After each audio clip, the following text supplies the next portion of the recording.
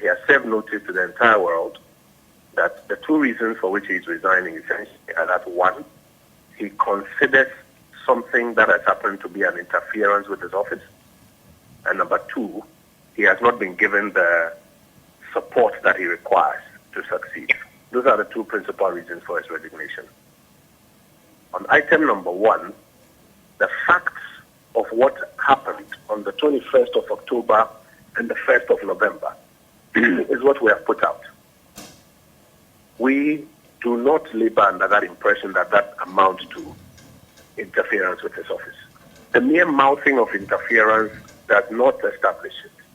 It would have to be, in my humble opinion, properly assessed. Mr. Amidu is of the view that when he was informed by the president that he will submit to him a response from the Ministry of Finance, that amounts to interference. We respectfully disagree with that. Mr. Amidu on his own did a corruption risk assessment, which is, by the way, something that is alien to our laws. Nobody stopped him. He, in his own words, out of courtesy.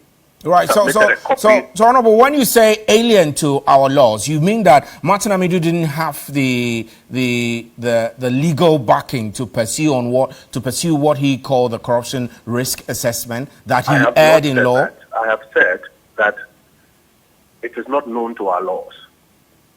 If you read the Office of the Special Prosecutors Act, it requires him to do an investigation and prosecution for corruption and corruption-related offenses.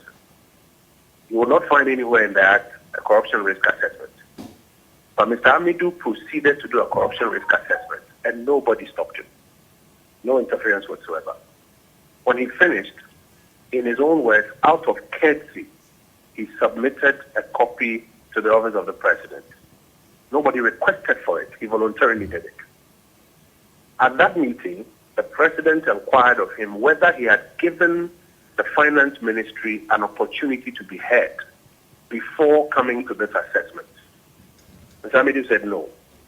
And the President said, well, before the President, comments on it, he will inquire from the Ministry of Finance, because it is the rule of natural justice that when you want to make a pronouncement on a matter, persons associated with it must be given the right to be heard.